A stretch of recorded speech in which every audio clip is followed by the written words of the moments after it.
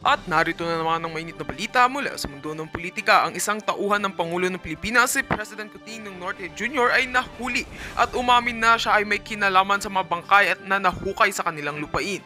Ang nakakagulat na detalye ay tinuro pa ng sospek ang Pangulo bilang mastermind sa likod ng mga pangyayaring ito. Ang mga bangkay na natagpuan sa isang liblib na lugar ay nagdulot ng matinding takot at pangamba sa mga mamamayan. Ayon sa mga otoridad, nahulog sa kamay ng batas ang sospek matapos ang isang linggong investigasyon. Ang pagkakahuli sa kanya ay bunga ng mga salaysay ng mga saksi at ebidensyang nakalap mula sa kanilang mga operasyon. Sa kanyang pag-amin, sinabi ng sospek na siya ay nag-uutos na magtago ng mga katawan ng mga hindi kilalang tao sa isang pribadong lupain. Ngunit ang pinaka nakakagulat ay ang pagsisiwalat ng sospek na ang Pangulo mismo ang nag-utos sa kanya ng gawin ito. Nagbigay na rin ng pahayag ang ilang mga ahensya ng gobyerno patungkol sa mga akusasyon.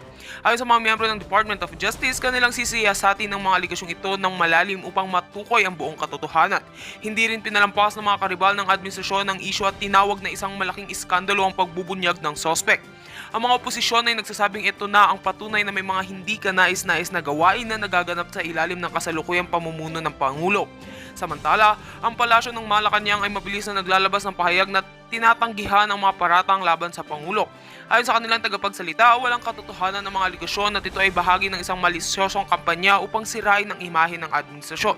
Pinapalakas nila ang kanilang paniniwala na ang mga akusasyong ito ay may layuning maghasik ng kaguluhan at hindi pagkakaunawaan sa bansa. Ang mga kaganapang ito ay patuloy na inaalam sa tinitignan ng mga otoridad. Sa kasalukuyan, ang buong bansa ay nag-aabang kung paano nagaganap ang mga susunod na hakbang ng gobyerno at kung ano ang magiging epekto ng isyong ito sa hinaharap ng Administrasyong Marcos. At yan nga ang mga balitang ating pagkakatutukan at kung bago ka pa lamang sa aking channel ay huwag kakalimutang mag-like, share and subscribe para updated ka sa aming mga bagong balita dito sa Tatak Pinas.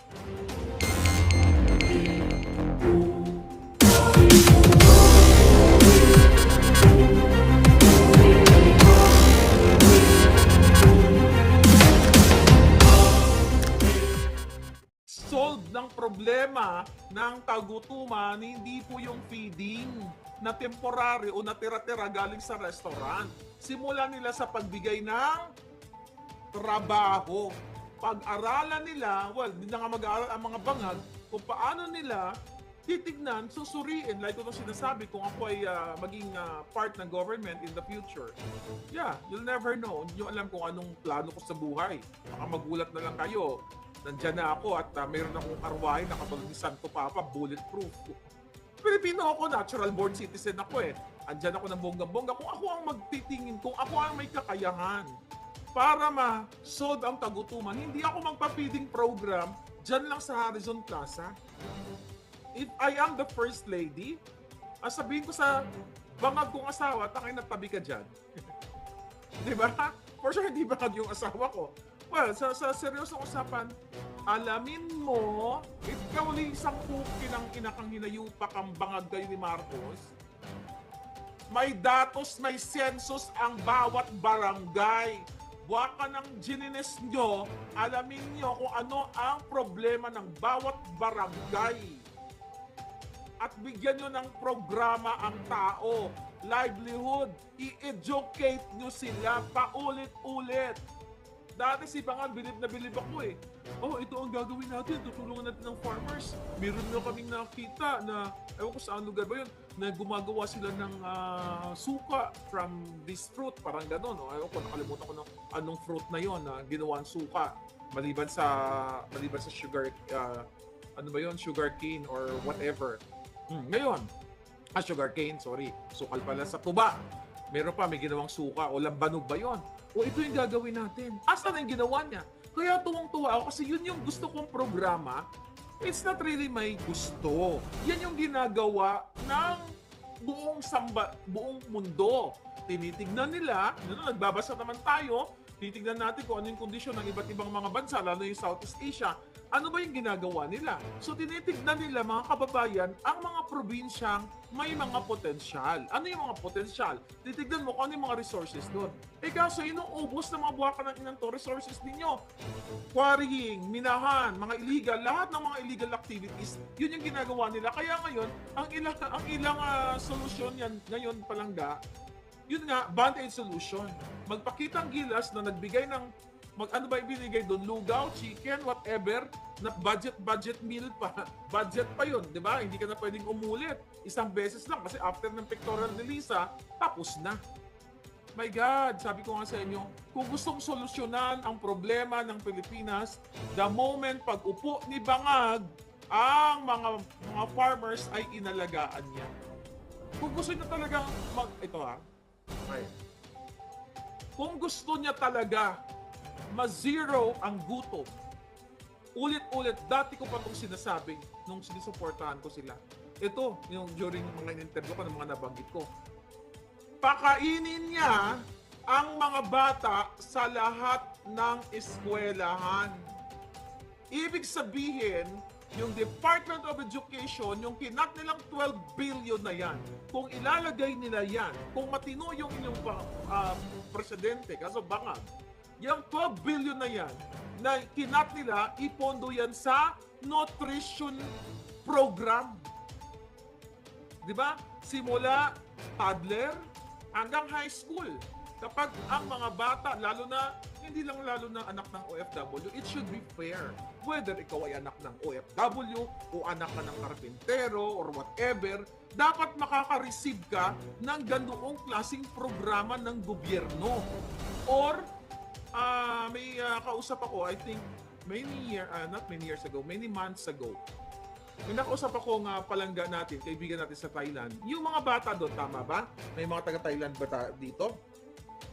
Yung mga bata, may mga ganon, may mga lunch program, libre. Di ba parang may pera pa? I'm not sure. Meron pa silang cash aid yung mga estudyante for their, sa mga pambili ng mga gamit sa eskwela. Yan yung gusto niyang, kasi chain, dugtong-dugtong to. Itong problema, hindi lang yung pinakain mo ng lugaw, ang sasabihin ni Lisa Tanas, ang galing-galing niya na. Kasi meron siyang walang gutom kitchen program. Isa lang yung kitchen na binuksan. Sabi nga ni Palangga kanina, we're not only 100 million, we're 120 million population.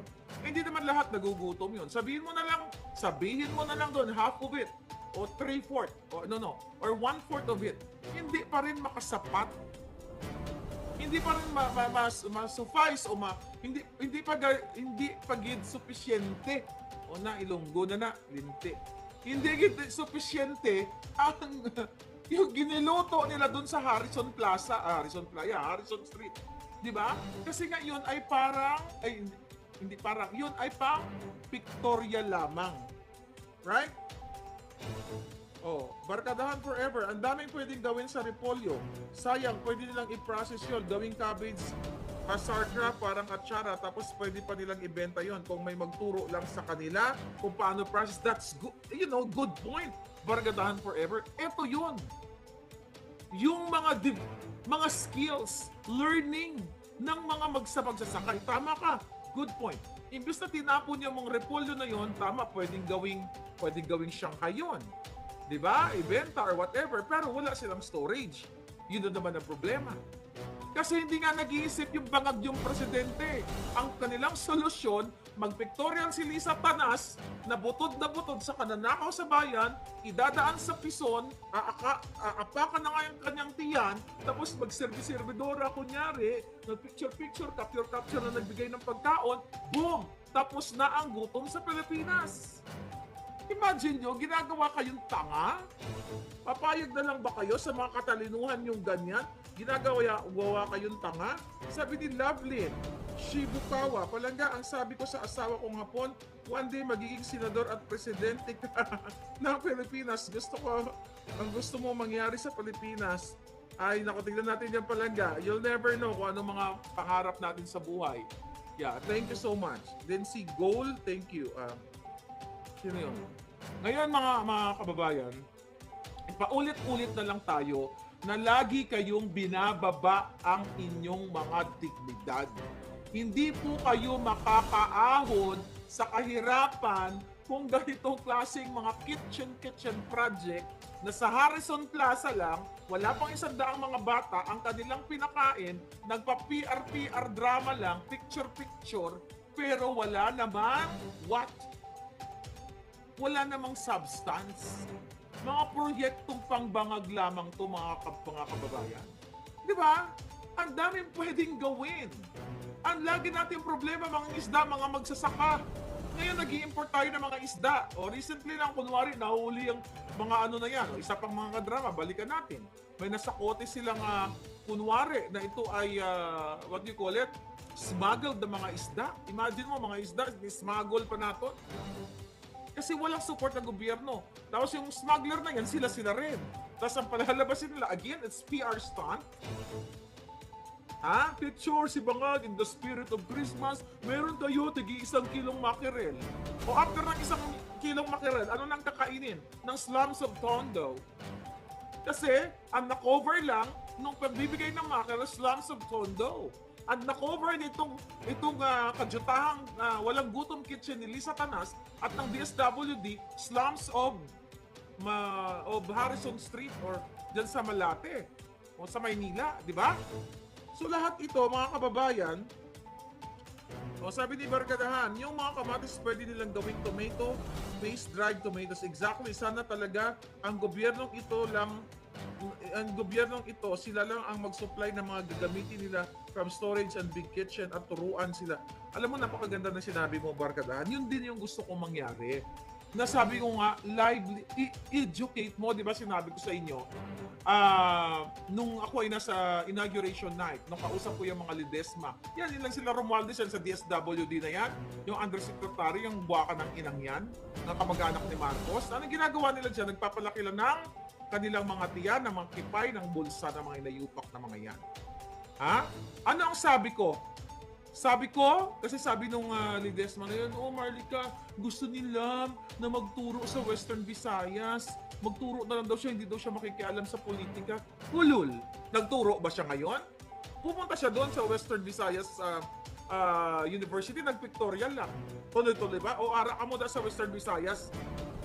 Ano ginagawa ni Lisa? Nagturo ng pagnanakaw. Anong sabi ko noon? Tutulong ako.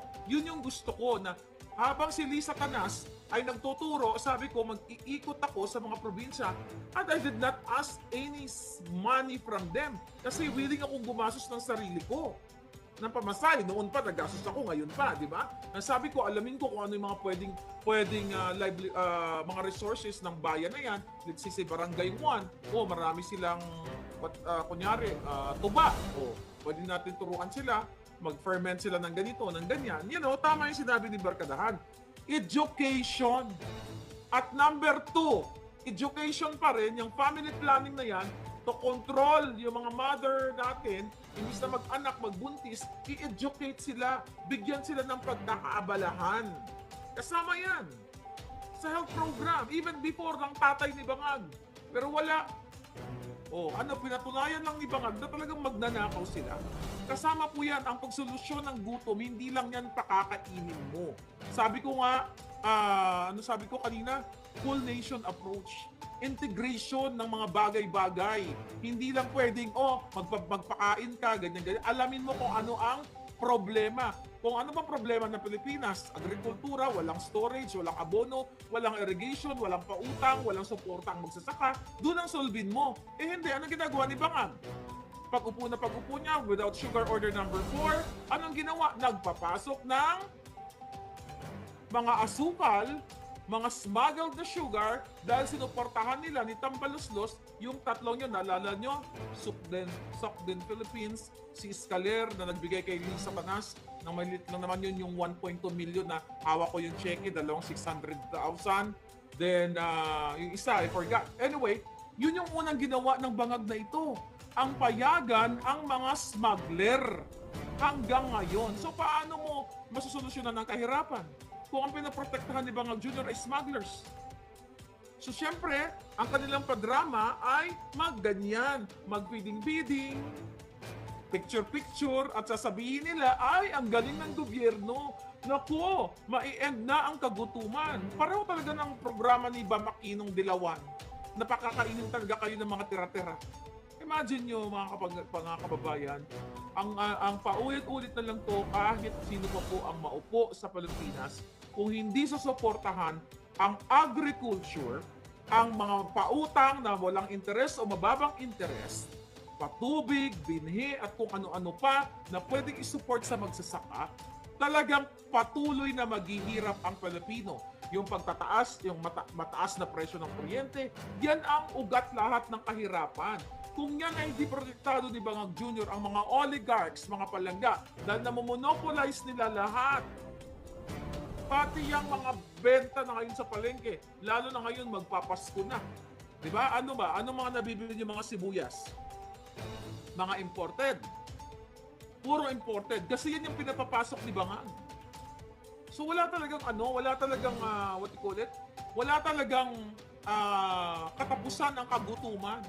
Kasi mga kababayan, imbes na huwag papasukin yung mga smuggled na yan, o katulad ng uranium na yan, well, hindi naman pagkain yan. Di ba? I-regulate nila o higpitan nila yung mga smuggler. Kaso hindi nga nila gagawin yan dahil sila mismo ay mafia. Sila mismo ay puno ng sindikato. Sila mismo ang nagpapapasok ng mga imported na yan. Si Bangag Jr., si Lisa Tanas at ang pamilya niya, dahil sinabi naman yan ni Clarita Carlos sa report niya, paulit-ulit na lang tayo, sila ang gumugurgur sa inyong kinabukasan, hindi lang ng magsasaka, kundi lahat kayo. So ang papalabasin, mag-iimbita ng mga street dweller, pakakainin doon sa kitchen ni Lisa Tanas, at sasabihin, ayun, meron na ang walang gutom kitchen ang gobyerno ni Bangag. Imbis na asikasuhin paano kayo bigyan ng trabaho, paano bigyan ng yung mga, what do you call it, yung mga kooperatiba, mga ganyan, tutulungan, yung mga samahan ng mga farmers o ng mga nagtitinda dyan sa palengke, imbis na masadlak sila sa 5-6. Di ba? Yung mga tindera kayo, saan kayo nangungutang para may pangtinda kayo, pang-ikot kayo sa 5-6? Imbis na kayo ay tulungan, may mga small lending companies dapat na what you call it, na affiliated ng gobyerno na pwede kayong pautangin, hindi 5-6.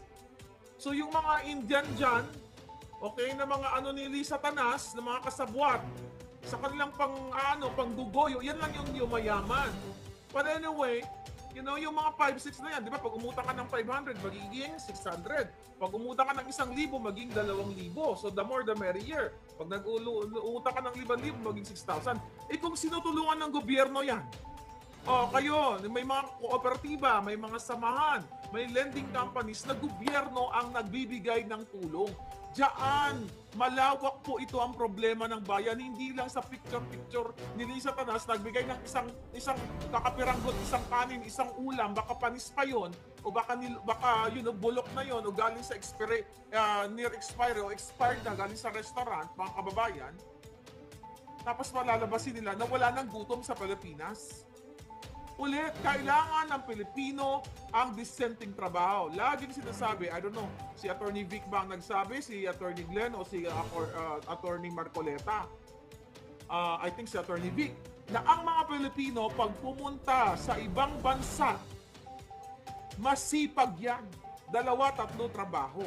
Kung merong ganyan sa Pilipinas, na may mga opportunity, wala na pong aalis na OFW. Yayaman na kayo. Mamaya pupunta tayo sa issue ng party-party nila. Not really yayaman, pero magkakaroon kayo ng dissenting buhay. Anong ginagawa ng Bangag na ito? Puro lahat. Oh my God. Diba? Imbes na suportahan yung mga maliliit na negosyante, ito yung sinasabi ko, yung MSMEs na isa yan sa mga sinabi ni Sandro Marcos, isa pang Bangag na yan, nung in-interview ko siya na may script. Naalagaan yung mga MSMEs na yan. Di ba? Yung small, medium enterprise. Anong ginawa nila? Meron ba sila? May ginawa ba itong mga ito? Micro, small, medium enterprise. May ginawa ba si Sandro? Anong ginawa niya? Wala. Puro party-party na nakikita niyo, di ba? Puro anong ginagawa nila dyan? Puro singot lang. Asan na yung build niya? Anong binild ni Marcos? Ang build ni Marcos ay mafia. Hindi infrastructure, kundi mafia, mga kababayan. Walang matinong programa para maibsan ang kahirapan. Wala. Zero. Nada. Ulit-ulitin pa ba natin yung issue dito sa PhilHealth na ito? Karugtong yan ng kagutuman sa Pilipinas. lalong magugutom ang mga tao, ang mga tatay, nanay, ate, kuya, lolo't lola kapag sila ay may sakit. Hindi na sila makakakilos dahil wala silang pambayad sa ospital, dahil binubuisit sila ng mga tiwaling doktor, tinatanggihan sila ng mga ospital, so takot na takot pumunta ang mga palanggakong Pilipino sa ospital dahil natakot ng sikasikain ng doktor at wala silang pambayad. Pero kung matino ang gobyerno, kung matama ang implementation, ang mga doktor mismo ang maghihikayat sa mga pasyente, huwag po kayo mag-alala, nay, tay, ang importante gumaling po kayo. Maganda po ang programa ng gobyerno natin.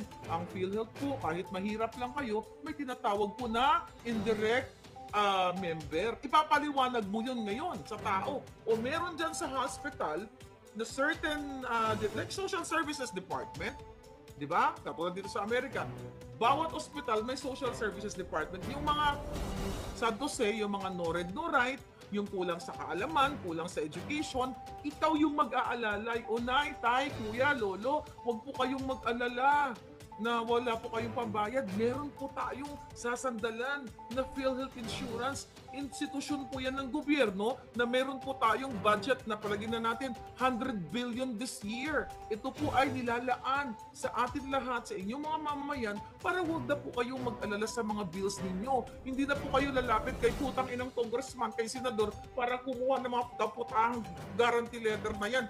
One-stop shop, eto na po, permahan nyo, boom, gagamutin po namin kayo. Magpagaling po kayo para makabalik kayo sa trabaho o makapaganap kayo ng trabaho. Ganon ang approach. Hindi putang ina, kitchen, pakaunon sa mga panis-panis dyan o expired na.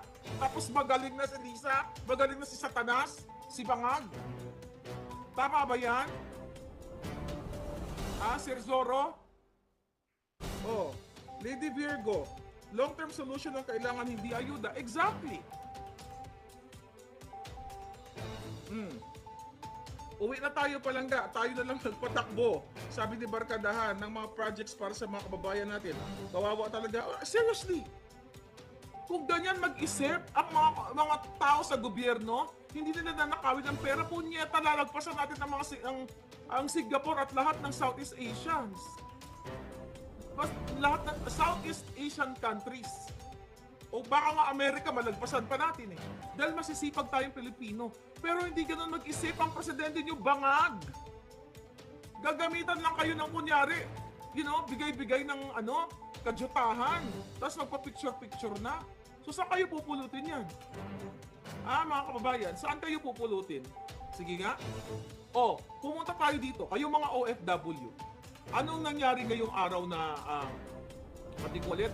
May pinost ako dyan, mga palangga. Di ba nag-invite si Bangag at saka si Lisa Tanas dyan sa, sa Malacanang, doon sa kanyang party-party. So nagpa-party siya, nagpa-party sa OFW. What is your take about that? Ilan lang ang inimbitan ng mga OFW at mga anak nila.